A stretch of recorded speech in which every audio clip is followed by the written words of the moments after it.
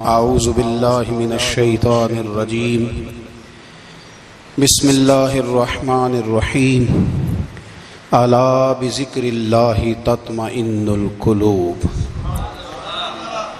صدق اللہ العظیم وصدق رسولہ النبی الکریم ان اللہ وملائکتہ یصلون علی النبی یا ایہا الذین آمنوا صلوا علیہ وسلموا تسلیما اللہم صل علی سیدنا و مولانا محمد معدن الجود والکرم وآلہ وصحبہ وبارک وسلم۔ تمام تعریفیں حمد و ثنا اللہ تعالی جل جلالہ کے لیے۔ زاں بعد درود و سلام نبی اکرم نور مجسم شفیع معظم احمد مجتبی جناب حضرت محمد مصطفیٰ صلی اللہ تعالی علیہ وسلم کی ذات والا صفات کے لیے حمد و صلات کے بعد قرآن مجید نے ارشاد فرمایا الا بذکر اللہ تطمئن القلوب، فرمایا خبردار ہو جاؤ اللہ کے ذکر میں ہی دلوں کا اطمینان ہے، اللہ کے ذکر میں دلوں کا چین ہے۔ لوگ بہت سارا مال، بہت ساری دولت، بہت ساری عقل اور بہت سارا شعور ہونے کے باوجود بے سکون ہیں۔ جس چیز نے زمانے کو تکلیف میں مبتلا کر دیا ہے اور جو چیز ڈھونڈنے سے نہیں ملتی وہ اطمینان ہے، وہ قرار ہے۔ لوگ بھیک مانگتے ہیں، منت کرتے ہیں، دہائی دیتے ہیں کہ کہیں سے سکون کی دولت مل جائے، لیکن وہ میسر نہیں آ رہی۔ بڑے بڑے لوگ ہیں اور میں عرض کر چکا ہوں کہ مالدار بھی ہیں اور عقل مند بھی ہیں، باشعور ہیں، پڑھے لکھے ہیں، پر قلبی سکون، راحت، اطمینان، چین انہیں میسر نہیں آ رہا۔ راتیں جاگ کر گزر جاتی ہیں، دن آزمائش میں بیت جاتا ہے۔ وہ کبھی اس کے لیے ٹھنڈے علاقوں کا سفر کرتے ہیں، کبھی دوستوں کی مجلسوں میں جا کر کے بیٹھتے ہیں، کبھی گھر سے دور اکیلے میں تنہائی میں وقت گزارنے کی کوشش کرتے ہیں، لیکن دولت سکون ناپید ہوتی ہے، میسر نہیں آتی۔ عرش کا رب فرماتا ہے کیوں تو بھٹکتا پھرتا ہے، کیوں دائیں بائیں جاتا ہے، چپ کر کے مسجد آ جا اور لوگوں سے بچ کے تنہائی میں میرا ذکر کر۔ اللہ ملے گا کیا؟ فرمایا اعلیٰ بذکر اللہ تطمئن القلوب، میں تیرے بے چین دل کو چین عطا کر دوں گا۔ وہ تیرا تڑپتا اور پھڑکتا ہوا مزاج، اسے میں سکون کی دولت دوں گا۔ یہ تجھے کہیں اور نہیں ملے گا، یہ میری یاد میں ملے گا۔ یہ چین، قرار، سکون تجھے یہی میسر آئے گا۔ اطمینان قلبی زندگی کا حسن ہے بھائی، دولت سکون اصل ہے۔ بڑے ٹھنڈے کمرے میں کچھ لوگوں کو نیند نہیں آتی، اور داتا صاحب رحمۃ اللہ علیہ آپ جائیں تو دونوں سڑکوں کے بیچ جو فٹ پاتھ ہے نا، اس پہ بھی کچھ لوگ سوئے ہوتے ہیں۔ ادھر سے بھی گاڑیاں گزرتی ہیں، ادھر سے بھی گاڑیاں گزرتی ہیں، لیکن بس نیند ہے نا، اللہ کا فضل ہے، اس نے دے دی ہے، آنے والوں کو آ گئی ہے۔ اطمینان قلبی، میرا معاشرہ بے سکون ہے، بے قرار ہے۔ مجھے کچھ لوگ کہتے ہیں جی میں آج کل بڑا بور ہو رہا ہوں، تو میں کہتا ہوں یار ہمیں تو ٹائم ہی نہیں ملا آج تک بور ہونے کا، نہیں وقت ہی نہیں اتنا میسر آیا، کون سا ٹائم نکالے جس میں بندہ بور ہو۔ وہ تو ہے کہ انسان کچھ فارغ ہو، کہیں اس کے پاس گنجائش ہو تو بور بھی ہو لے۔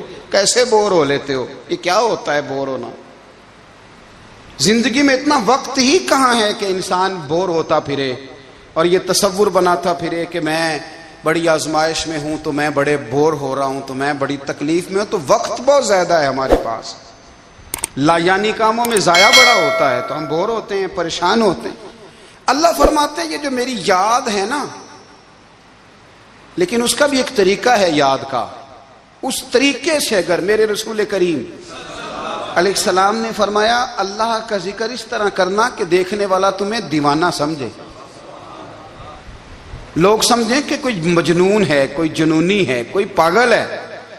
یہاں اللہ تعالیٰ معاف کرے، آپ ذکر کی مجلس چھیڑیں، آپ ناز شریف کی مجلس چھیڑیں تو بہت سارے لوگ پروفیسر بن جاتے ہیں، وہ ساری نہیں ہلاتے، ان کی زبان ہی حرکت میں نہیں آتی۔ حالانکہ رب کریم کا ذکر اس طرح کرو کہ دیکھنے والا تمہیں دیوانہ سمجھے، کہیں اور کھونے کی ضرورت ہی نہیں۔ میرے حبیب گویا ہمیں فرماتے ہیں تو رب کے ذکر میں اس طرح کھو جا کہ تجھے دنیا کا خیال ہی نہ رہے، تجھے پھر دنیا کی ہوش نہ رہے۔ لیکن اگر نماز میں بھی خیال غیر آئے، ذکر میں بھی توجہ کہیں اور ہو، زندگی میں وہ عجیب لمحہ تھا، وہ میرے ساتھ تھا اور میں تنہا تھا، اگر ماحول یہ ہو کہ آپ کہیں جسم کے ساتھ تو موجود ہوں، روح موجود نہ ہو، تو پھر لذت ذکر بھی میسر نہیں آتی، پھر کیف نہیں حاصل ہوتا۔ یاد رکھیں کہ اس طرح کھو کے رب کی یاد کہاں سے کیف آئے گا؟ الجھ ہی پڑا گئے ہیں۔ وہ مستی، وہ سرور، وہ کیف جو اللہ کے ذکر میں ہوتا تھا، جو کبھی مرشد کامل کے سامنے بیٹھ کر لوگ اللہ اللہ کرتے تھے تو لگتا یہ تھا کہ یہ یہاں ہیں ہی نہیں، یہ تو کہیں اور چلے گئے ہیں، یہاں موجود ہی نہیں۔ لیکن اب وہ موج نہیں، وہ شوق نہیں، وہ درد نہیں، وہ ذیل نہیں۔ اقبال تڑپ کے کہا کرتے تھے خیرت کی گتھیاں سلجھا چکا ہوں، یا رب مجھے صاحب جنوں کر دے، اللہ مہربانی فرما، وہ کیفیت دے، وہ سرور دے۔ زندگی میں اگر اطمینان چاہتے ہو تو کبھی کبھی سب کچھ بھول کے نا تو مست ہو جایا کرو رب کی یاد میں۔ کبھی کبھی چھوڑ دیں دنیا، چھوڑیں یار موبائل، کسی وقت کریں اس کو بند، چھوڑیں اس بات کا خیال کہ فلانے نے سلوٹ کیا ہے کہ نہیں کی، چھوڑیں۔ حضرت باجزید بستامی رحمت اللہ تعالیٰ علیہ فرماتے ہیں میں نے اعتکاف کبھی اپنی مسجد میں نہیں کیا، اس لیے کہ سارے ہی ہاتھ چومنے والے، سارے ہی پیار کرنے والے۔ فرماتے میں جب اعتکاف کرتا تھا تو میں بستان سے دور نکل جاتا تھا جہاں کوئی مجھے جاننے والا نہ ہو۔ اٹھ بلیا چلو اتھے وسیے جتھے وس دینی سارے ینے، نہ کوئی ساڈی ذات پچھانے تے نہ کوئی سانو مننے، چلو ادھر چلیں۔ اٹھ بلیا چلو اتھے وسیے جتھے وس دینی سارے ہی انے، نہ کوئی ساڈی ذات پچھانے تے نہ کوئی سانو۔ اتنا شوق ہے سلوٹ کرانے کا، اتنا شوق ہے تعارف کرانے کا، اتنا شوق ہے اپنا بتانے کا، تو یہ چیز غلبہ کر جاتی ہے، پھر نام رہ جاتا ہے، روح نہیں رہتی، پھر وجود رہ جاتا ہے، پھر باطن کی کیفیت نہیں رہتی۔ خدا را اپنے آپ کو بے چین نہ کرو، بے قرار نہ کرو، بے سکون نہ کرو، رب کی یاد میں آ جاؤ، درود و سلام میں آ جاؤ، نعت کے حسن میں آؤ، تلاوت کی دنیا میں آؤ، سجدوں کے نور میں آؤ، آؤ کبھی کھول کے دل مسجد کی صفائیاں کریں، آؤ نہ کبھی کوئی بوڑھا دادی نانی دادا ان کے پاس بیٹھ کے پیر دبا کے اللہ کو راضی کریں۔ یہ کیف والی جگہ ہیں، یہ سرور والی جگہ۔ اتنی بے چین ہماری زندگی ہے، بے قرار ہے، تڑپتے ہوئے لوگ، لڑتے ہوئے لوگ، ایسے لگتا ہے ابھی ایک دوسرے کا گریبان تھام لیں گے، بے قرار بے چین۔ کسی کو انتظار کا کہا جائے نا کہ 10-20 منٹ کسی کا انتظار کرو تو بعض لوگ مجھے ایسے لگتا ہے جیسے یہ ان کا کلیجہ پھٹ جائے گا، ڈاکٹر کے انتظار میں بیٹھے ہیں تو بڑے پریشان ہیں۔ کسی کو ملنے گئے ہیں کو آدھا گھنٹہ بیٹھنا پڑ گیا تو بڑی دقت میں ہیں۔ اپنے آپ کو سکون دیں۔ آپ یقین کریں بڑا مزہ آتا ہے، کبھی کسی کا انتظار کرنا پڑے تو 2-4 تسبیح درود شریف پڑھی جاتی ہے، یعنی ذوق بن جاتا ہے کہ چلو اللہ نے موقع دیا ہے، کوئی سرکار کو یاد کر لیں، تنہائی مل گئی۔ ہمارا مزاج جس سختی کا شکار ہے وہ سختی آہستہ آہستہ ہمیں زیادہ آزمائش میں ڈال گئی۔ تو میرے بھائی زندگی میں اطمینان حسن ہے، اور وہ سب سے زیادہ اللہ کی یاد میں ملتا ہے، وہ سب سے زیادہ رب کریم کے ذکر میں، سب سے زیادہ جو چاہتا ہے نا دل ٹھنڈا رہے، زبان میٹھی رہے، وہ مدینے والے محبوب پہ درود و سلام پڑھا کرے، وہ حضور پہ درود و سلام پڑھا کرے، زبان میٹھی رہے گی۔ میرا ذاتی تجربہ ہے کہ جو آدمی اپنے اخلاق سنوارنا چاہے وہ حضور پہ درود شریف پڑھے، جو اپنے اخلاق سنوارنا چاہے، طبیعت کو ٹھنڈا رکھنا چاہے، وہ درود شریف پڑھے، اس کا دل سکون میں آئے گا۔ کچھ کام اور ہیں زندگی میں اطمینان کے لیے، ان کا ہونا بھی بڑا ضروری ہے۔ سب سے پہلے اگر آپ چاہتے ہیں نا زندگی میں سکون ہو تو حقیقتوں کا سامنا کرنا سیکھیں، آپ جو ہیں وہ رہنا سیکھیں، جو آپ نہیں ہیں وہ بننے کی کوشش نہ کریں۔ حقیقت کا سامنا کرو گے تو زندگی اطمینان میں آ جائے گی۔ ہم نے نا بہانے بنا لیے ہیں، ہیلے بنا لیے، جھوٹ کے سہارے اپنے آپ کو اونچا کر لیا۔ ایک آدمی سے کہا جاتا ہے تو رشوت نہ لے، تو کہتا ہے میں غریبوں سے نہیں لیتا۔ تو میرا سوال یہ ہے کہ امیروں کا حساب لینے کی اللہ نے تیری ڈیوٹی لگائی ہے، تیرے ذمہ لگایا ہے کہ تو امیروں کا حساب کر، تمہیں کیا ضرورت پڑی ہے؟ ہم نا بہانہ کرتے ہیں، رشوت لینے والے کا الگ بہانہ ہے اور سفارش والے کا الگ بہانہ ہے۔ حقیقت کا سامنا کریں، حقیقت کا۔ جو میرے ذمہ داریاں ہیں وہ میں نے پوری کرنی، جو آپ کی ذمہ داریاں ہیں وہ آپ جان نہ چھڑائیں، حقیقت پسند بنے۔ میرے رسول کریم، پھر پڑھیے درود شریف صلی اللہ تعالی علیہ وسلم۔ حضور صلی اللہ علیہ وسلم نے فرمایا کہ میری بیٹی سیدہ فاطمہ الزہرا رضی اللہ تعالی عنہا صرف جنتی نہیں، جنتی عورتوں کی سردار ہے۔ لیکن حضور نے یہ بھی فرمایا کہ فاطمہ یہ خیال رکھنا، اگر اللہ نے حساب پوچھا تو حساب تم نے خود دینا ہے۔ حقیقت کی طرف توجہ کرائی حضور نے، وہ صرف جنتی نہیں، جنتی عورتوں کی سردار ہیں، پر حقیقت کی جانب توجہ۔ میں حقیقت یہ ہے کہ اگر مالک نے حساب پوچھا تو اس کی تیاری بھی کرنی ہے۔ دیکھیں نا، ہمیں کچھ یقین نہیں، اللہ معاف کرے کہ ہمارا حساب کیسا ہوگا، لیکن کتنے آزاد ہیں۔ یعنی بڑی دلیری سے بندے کہتے ہیں فجر نہیں پڑھتا جی، 3 پڑھتا ہوں جی، شاہ رہ جاتی ہے جی، کپڑے صاف، بڑی دلیری سے۔ اور سیدہ فاطمہ الزہرا نے ساری رات مصلی باندھ رکھا ہے، حالانکہ انہیں یقین تھا کہ رب مجھے بغیر حساب کتاب جنت دے گا۔ حقیقت کا سامنا کریں، جو حقوق آپ کے ہیں وہ آپ نے ادا کرنے ہیں، جو ذمہ داریاں ہیں وہ ذمہ داریاں ہیں۔ دیکھیں نا، حضرت موسیٰ کلیم اللہ علیہ السلام کے پاس اسرائیل روح نکالنے آئے تو حضرت موسیٰ نے تھپڑ مارا، آنکھ نکال دی، واپس گئے۔ اللہ انہوں نے تو جلال فرمایا، کہا موسیٰ علیہ السلام سے کہیے بیل کی پشت پر ہاتھ رکھیں، جتنے بال ان کے دستے مبارک کے نیچے آئیں گے اتنے 1000 سال ان کی عمر بڑھا دی جائے گی۔ یعنی میرے کان میں کوئی بتا دے کہ جناب 60 سال بڑھ گئی، یا آپ کے کان میں کوئی کہہ دے تو خوشی ہوتی ہے کہ نہیں؟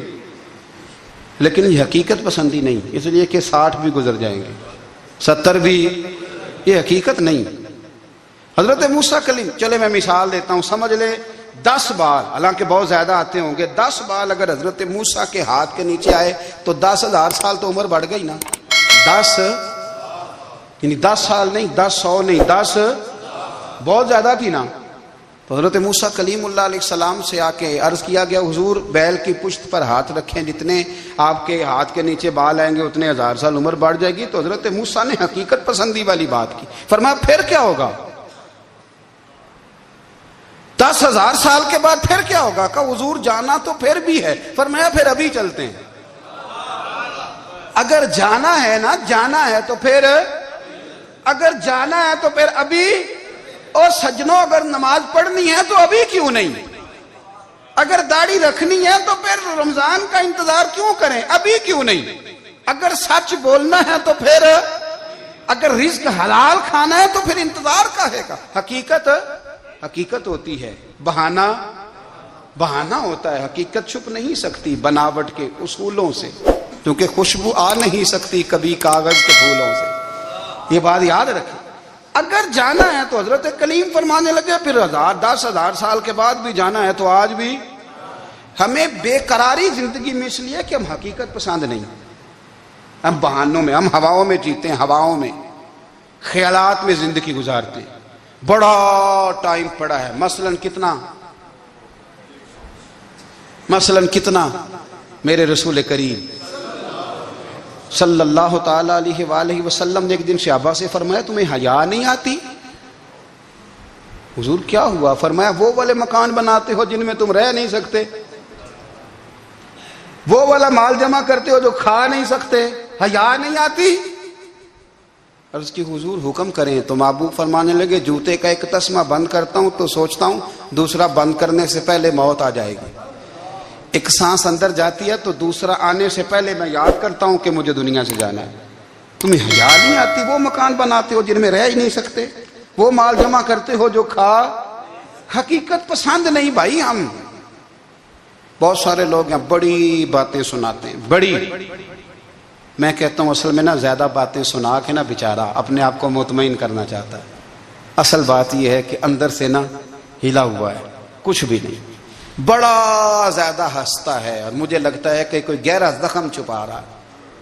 اس لیے ملمہ سازی، حقیقت پسند بنو، حقیقت پسند. یاد رکھنا، من ترک صلاۃ متعمدا فقد کفر.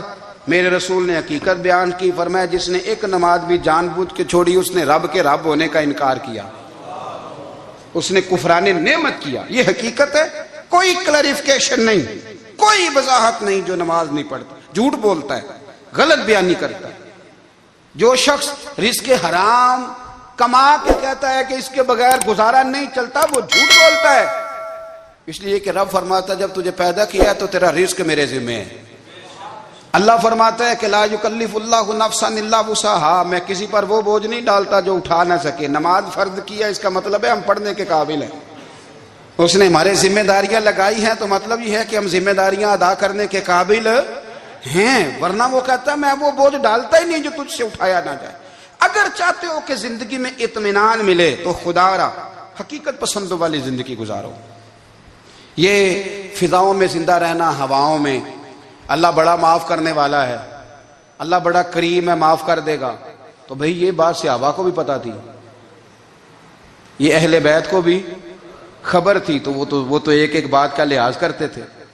یہ غوث اعظم کو بھی پتا تھی، یہ ان کے والد کو بھی پتا تھی جنہوں نے کسی کا ایک سیب کھا لیا تھا تو 12 سال اس کے گھر میں نوکری کرتے رہے. انہیں نہیں پتا تھا اللہ بڑا کریم ہے، معاف کر دے گا، ایک سیب ہی ہے نا. تو حقیقت پسندی آپ کو سکون دے گی.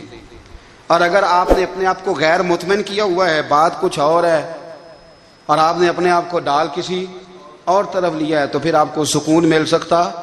سکون حقیقت پسندی میں، اصل میں سکون ہوتا ہے، اداکاری میں سکون نہیں ہوتا. تیسری بات سنیں، اگر آپ چاہتے ہیں زندگی میں مطمئن رہیں تو دنیا داروں سے امیدیں توڑ دیں، اللہ اور اس کے رسول سے امید وابستہ کریں، اولیاء اللہ سے امیدیں وابستہ کریں، صحابہ اور اہل بیت سے امیدیں، اللہ اور اللہ والوں سے امیدیں، دنیا داروں سے امیدیں. آپ کو پتہ ہے دنیا دار کی تباہی کب ہوتی ہے؟ جب انہیں خوش آمدی مل جاتا ہے. چودھری کا بیڑا اس وقت غرق ہوتا ہے جب اسے چودھری کہنے والے زیادہ ہو جاتے ہیں. سیٹھ صاحب اور نواب صاحب بیچارے تباہ تب ہوتے ہیں بھولے پن میں، جب ان کے دائیں بائیں ریلا ہوتا ہے سیٹھ صاحب کہنے کا. لوگ انہیں کھانا چاہتے ہیں، پیار ان کا نہیں ہوتا، ان کی جیب کا ہوتا ہے. محبت ان سے نہیں ہوتی، ان کی کرسی سے ہوتی ہے. ضروریات کا پیار ہوتا ہے، تباہ کر دیا جاتا ہے. ہماری ساری توقعات دنیا داروں سے وابستہ ہو گئی ہیں. ناراض نہ ہونا، پیروں نے، مولویوں نے، درویشوں نے، انہوں نے بھی سیٹ رکھے ہوئے جلسوں کی صدارت کرانے کے لیے. یعنی مذہبی جلسہ ہے، اس میں بہت زبردست پڑھے لکھے صاحب تقوی عالم کا خطاب ہے، اور کی صدارت وہ بندہ کر رہا ہے جس نے عشاء کی نماز بھی نہیں پڑھی. وہ بندہ صدارت کر رہا ہے، کیوں؟ اس لیے کہ اس نے ₹1,00,000 دیا محفل میں. خدا را دنیا داروں سے امیدیں چھوڑ دیں، ورنہ آپ کمزور پڑ جائیں گے، آپ کی امیدیں ٹوٹیں گی. کتنا کمزور ہے وہ شخص جو 2-4 ہزار کے لیے کسی بندے کی چاپلوسی کرتا ہے، اس کے پیچھے بھاگتا ہے، خوش آمدیں کرتا ہے تھوڑے سے نوٹوں کے لیے. دکھ سکھ میں کام آئے گا اس کام کے لیے. میرے رسول کریم علیہ السلام نے فرمایا جس نے بندوں کو راضی کرتے کرتے رب کو ناراض کر دیا، اس کی دنیا بھی گئی اور آخرت بھی گئی. اور فرمایا جس نے بندوں کی پرواہ نہیں کی، اللہ کو راضی کیا، فرمایا اگر رب راضی ہو گیا تو لوگوں کے دلوں میں بھی محبت پیدا فرما دے گا. کیا ضرورت ہے خوشامد کرنا دنیا داروں کی، سیٹوں کی، نوابوں کی، چاپلو. اور میں آپ کو ایک بات بتاؤں، ہوتا پتہ کیا ہے؟ یہ جو حب جا اور حب با ہوتی ہے نا، اس سے پیٹ نہیں بھرتا. آپ کو اگر خوشامد کرنی ہے تو پھر آپ کو ساری زندگی کرنی ہے. پھر ان کو بھی پتہ ہوتا ہے کہ تعلق کس بنیاد پر ہے، اس میں کبھی بھی خلوص پیدا نہیں ہوتا. آپ بے چین رہتے ہیں، بے قرار رہتے ہیں، آپ کو تکلیف رہتی ہے ہمیشہ. کبھی بھی دنیا داروں سے امیدیں وابستہ نہ کریں. ایک بات سنیں بڑی شاندار، امام غزالی نے لکھی ہے. امام غزالی فرماتے ہیں کہ ہارون رشید نا حج کر کے واپس آیا بغداد میں، تو کونے میں حضرت بہلول دانا بیٹھے تھے. رش بہت تھا، مجمع بڑا تھا. حضرت بہلول دنا بھی سڑک کے کنارے بیٹھے تھے تو سپاہی کہنے لگے یہاں سے اٹھ جاؤ، فرمانے لگے ہارون رشید کی زمین نہیں، زمین میرے رب کی ہے، میں کیوں اٹھوں؟ وہ قریب سے گزرا تو سلام لی، تو آپ نے اس کا پروٹوکول دیکھا تو فرمانے لگے ہارون رشید تجھ سے تگڑے تگڑے موٹے موٹے پروٹوکول میں نے لوگوں کے دیکھے ہیں، اور یہ جو تیرے دائیں بائیں آج تیرے نعرے لگا رہے ہیں یہ پہلے ان لوگوں کے نعرے لگایا کرتے تھے، اور تھوڑا وقت گزرنے دے، جو تیرے بعد آئے گا نا یہ سارے پھر ان کے نعرے بھی لگائیں گے۔ تو جھوٹ کی دنیا میں زندہ ہے، ان سے تو نے امیدیں وابستہ کی ہیں، یہ کل اس کے نعرے لگائیں گے۔ اس کے دل پہ بڑا اثر ہوا، گھوڑے سے اتر آیا، آگے کہنے لگا حضور آپ نے مجھے بڑی اچھی نصیحت کی ہے، میرا دل بڑا ٹھنڈا ہوا ہے، میں نے سنا ہے آپ مقروض ہیں، کچھ لوگوں کا قرض، تو مجھے کوئی حکم ہی کر دیں۔ آپ ہنسنے لگے، فرمانے لگے یار تو بڑا ہی بیوقوف ہے، بڑا ہی بیوقوف ہے تو، میں تجھے نصیحت کر رہا ہوں تو مجھے الجھا رہا ہے، حضور کوئی حکم کر دیں۔ کیا خوبصورت انداز ہے رب کریم کے بندوں کا۔ حضرت بہلول دانا فرمانے لگے تیرا رب کون ہے؟ کہا اللہ، تو فرمایا میرا کون ہے؟ کہا اللہ۔ فرمانے لگے یہ تو نہیں نہ ہو سکتا کہ اللہ ہارون رشید کو دیتا رہے اور بہلول دانا کو بھول ہی جائے، یہ تو نہیں نہ ہو سکتا کہ ہارون رشید کو دیتا رہے اور بہلول دانا کو بھول جائے۔ فرمایا اس کا دل، اس کا ارادہ ہوا، ارادہ قدرت ہوا کہ بہلول مقروض رہنا چاہیے، تو اگر رب مجھے رکھنا چاہتا ہے، دکھ قبول محمد بخشا راضی رہن پیارے، اگر وہ چاہتا ہے میں مقروض رہوں تو میں بھی چاہتا ہوں کہ میں مقروض ہی رہوں، یہ تو نہیں نہ ہو سکتا کہ تجھے دے اور مجھے نہ دے۔ فرمایا میری تجھ سے کوئی امید نہیں، مجھے جب بھی دے گا میرا رب ہی دے گا، اور وہ دے گا تو پھر انشاءاللہ خزانے کھول کے دے گا۔ دنیا داروں سے امیدیں وابستہ کرنا، لوگوں کے پیچھے، یہ چھوڑ دیں، آپ بے چین رہیں گے، بے قرار رہیں گے۔ اللہ والوں سے ضرور امیدیں وابستہ کریں، اس لیے کہ ان کے پاس جو کچھ ہوتا ہے وہ دراصل رب کا ہی ہوتا ہے، لیکن سیٹھوں سے، نوابوں سے، سیاستدانوں سے باز آ جائیں، ہماری بڑی امیدیں وابستہ ہیں۔ میں اکثر کہتا ہوں جتنے پھیرے نوکری کے لیے دنیا دار کے دروازے پہ لگائے ہیں نا، اس سے کم دفعہ مسجد میں نفل پڑے ہوتے تو رب اتنی بڑی مہربانی فرما دیتا۔ تیسری بات یہ یاد رکھیں، اگر سکون لینا چاہتے ہیں نا، اگر سکون لینا چاہتے ہو نا تو لوگوں کو ڈسکس کرنا بند کر دو۔ کس کو اللہ نے کتنے پیسے دیے ہیں وہ جانے اور اللہ جانے، کس کو اللہ نے کتنی گاڑیاں دی ہیں وہ جانے، اور لوگوں کو ڈسکس کرنا۔ جی یعنی میں ایک جگہ بیٹھا تھا تو ایک صاحب گاڑی والا گزرا، گاڑی میں بیٹھ کے، اس کا پڑوسی تھا، کہندے تھا منہ ہے کار والا، میں کہ وہ تے ہے تاں ہی بیٹھا ہے، تے ہن میں کہ سمجھانا سی نا انہوں، میں کہ توں تے میں حساب لائیے بھی ساڈے کول کوئی نہیں، وہ تے ہے، لیکن نا اللہ نے اسے دی ہے نا، تو اللہ نے چاہا نا وہ کار میں بیٹھے، تو جس نے پھٹے پہ بیٹھ کے یہ تبصرہ کیا کہ منہ ہے کار والا، میں کہ ابھی وہ تے ہے تاں کار ہے تھے۔ اب مجھے اور تجھے اندازہ لگانا چاہیے کہ ہم کیا یہ بحث ہے، یعنی اللہ کو چاہیے تھا معاذ اللہ کے پہلے تجھ سے پوچھتا کہ اسے کار دینی ہے کہ نہیں، کیا مطلب فضول بحث ہے۔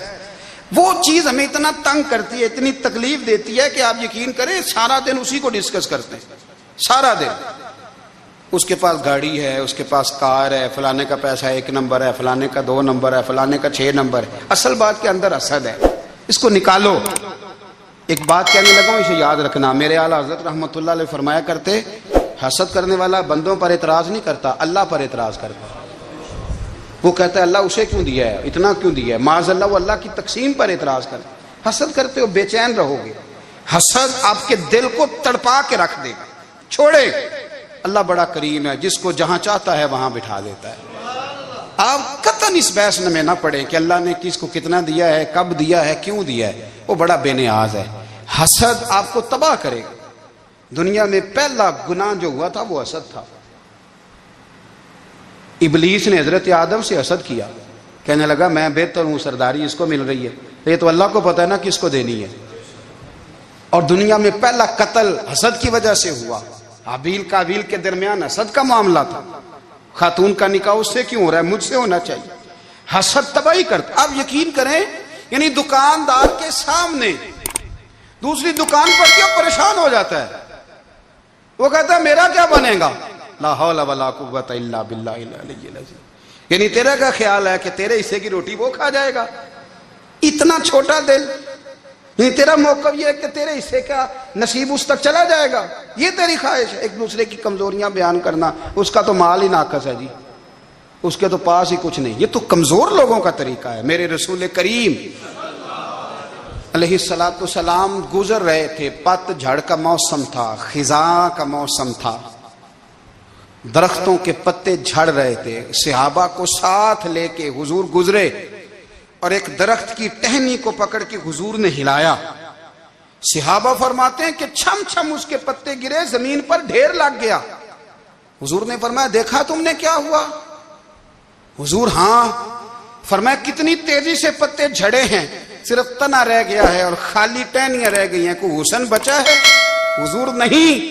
تو نبی کریم فرمانے لگے جو حسد کرتا ہے نا، اس کی نیکیاں بھی اسی طرح جھڑ جاتی ہیں، اسی طرح. اور ایک جگہ حضور فرمانے لگے جس طرح راکھ لکڑی کو آگ کھا جاتی ہے، جس طرح لکڑی کو آگ، جب آگ کھا جائے تو پھر لکڑی کو لکڑی نہیں کہا جاتا، راکھ کہا جاتا ہے، کوئلہ کہا جاتا ہے، اس کی اصل باقی یعنی اسے کھائی جاتی ہے. تو حضور علیہ الصلوۃ والسلام فرمانے لگے جس طرح آگ لکڑی کو کھا جاتی ہے، فرمایا اسی طرح حسد نیکیوں کو کھا جاتا ہے، نیکیاں رہتی نہیں. حسد کرنے والے کے پاس نیکیاں یعنی ان کی اصل شکل موجود، کبھی بھی حسد نہیں کریں. اللہ کی تقسیم ہے، جس کو چاہے جب چاہے جتنا چاہے عطا کرے. اور چوتھی بات میرے بھائی، کبھی بھی بغض نہ پیدا کریں. بغض والے لوگ بے سکون رہتے ہیں. بہت ساری کمزوریاں ہمارے اندر ہوتی ہیں نا، پھر اللہ ہماری روزی تو نہیں نہ بند فرماتا. یہ تو نہیں کہتا کہ زمین سے نکل جاؤ. اگر یہی والا معاملہ ہو جو ہمارا ہے کہ شادی پہ اس نے میرے ساتھ برا سلوک کیا تھا، اب ساری زندگی بغض رکھنا ہے. اگر یہی معاملہ فرشتے اللہ کی بارگاہ میں کہیں کہ یا اللہ اس نے فلانے دن شراب پی تھی، اب اس کو زمین میں نہیں رہنے دینا، نظام زندگی چلے گا. تو اگر اللہ ہمیں معاف کرتا ہے تو ہم بندوں کو معاف کیوں نہیں کرتے؟ آپ یقین کریں اتنی لمبی عداوتیں، اتنا لمبا حسد، اتنا لمبا بغض، اتنا لمبا.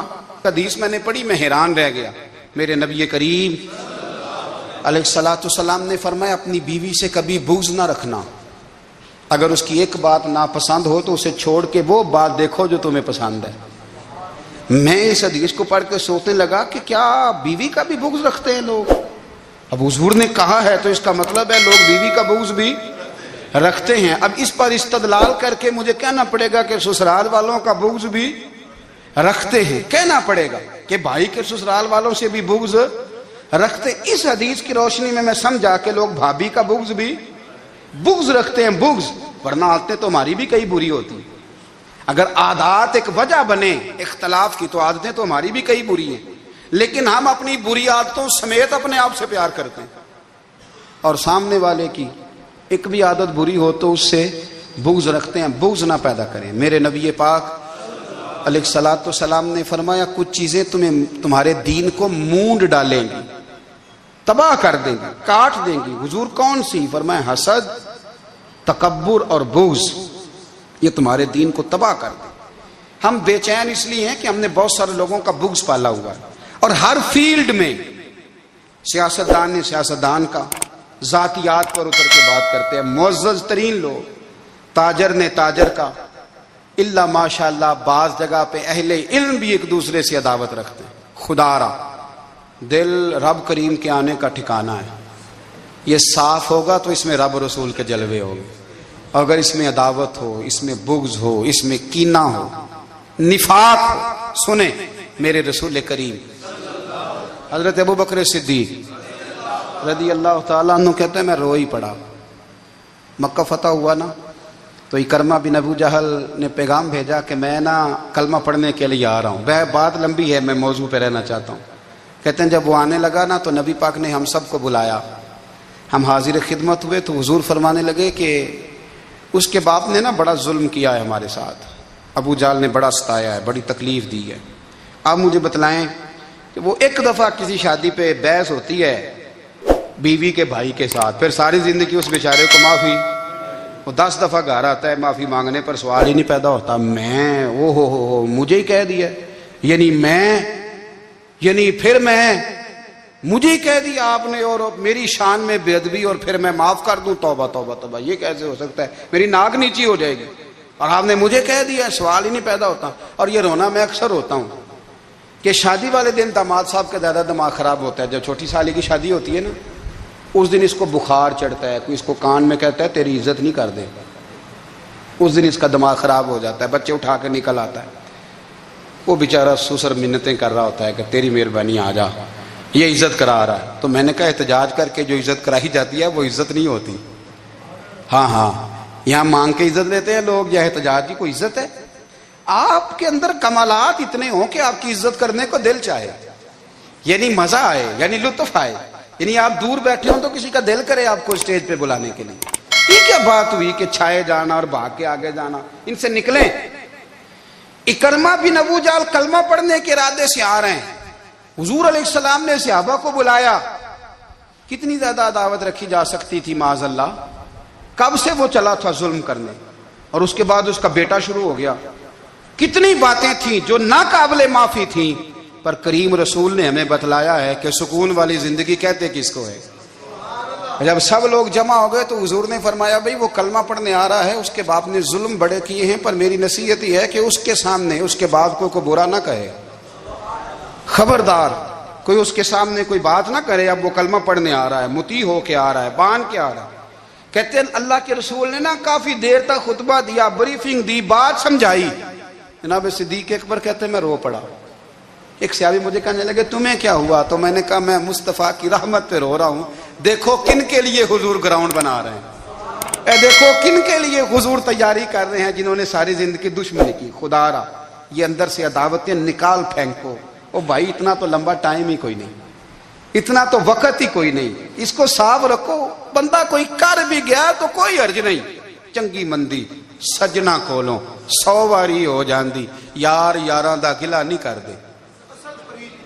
اصل پریت یار یاراں دا جڑا گلا کردا جے یار نہیں جی ہوندا۔ ہاں پکی بات، پکی پیڑی۔ میرا ایک سنگی مجھے آ کے آنے لگا فلانی جگہ بندہ یہ بات کر رہا تھا، میں کہ تو اوتھے ہی سے سوندا سا، تم ہی نال ہی سے، میرا تو سجن باس ہو ہی نہیں سکتا۔ چنگی مندی سجنا کولوں 100 واری ہو جاندی، یار یاراں دا گلا نہیں کر دے، اصل پریت جنہ دی۔ ہاں جو بندے پھر ہوتے اس طرح کے، ان کے لیے بھی میاں صاحب نے کہا ہے، ان کے لیے بھی میاں صاحب نے کہا ہے، ان کے لیے بھی آپ نے بات ارشاد فرمائی ہے۔ آپ نے فرمایا چنگا ہویا لڑ نیڑیوں چھٹا، کتے عمر نہیں لنگی ساری، بے قدراں دی یاری کولوں توبہ لکھ لکھ باری۔ او چنگا ہویا لڑ نیڑیوں چھٹا، کتے عمر نہیں لنگی ساری۔ جو اس طرح کا تھا نا شکوے کرنے والا، بغض رکھنے والا، فرمایا بے قدراں دی یاری کولوں توبہ، یعنی لاکھ تے لاکھ کنے ہو گئے، یعنی 2 لاکھ باری توبہ کی تھی انہوں نے، گنی نہیں جا سکتی جتنی میاں صاحب نے توبہ کر دی۔ بے قدرے دوست، بے قدراں دی یاری کولوں توبہ لکھ لکھ باری، چنگا ہویا لڑ نیڑیوں چھٹا، کتے عمر نہیں لنگی ساری۔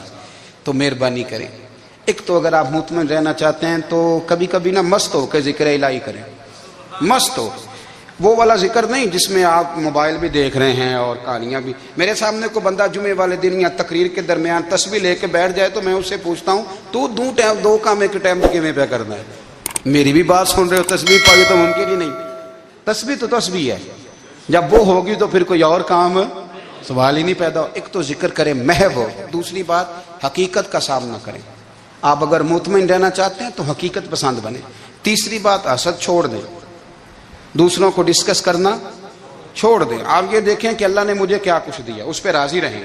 اور چوتھی بات عداوت چھوڑ دیں، سینے میں کینہ چھوڑ دیں، آپ کی زندگی مطمئن ہو جائے گی۔ آپ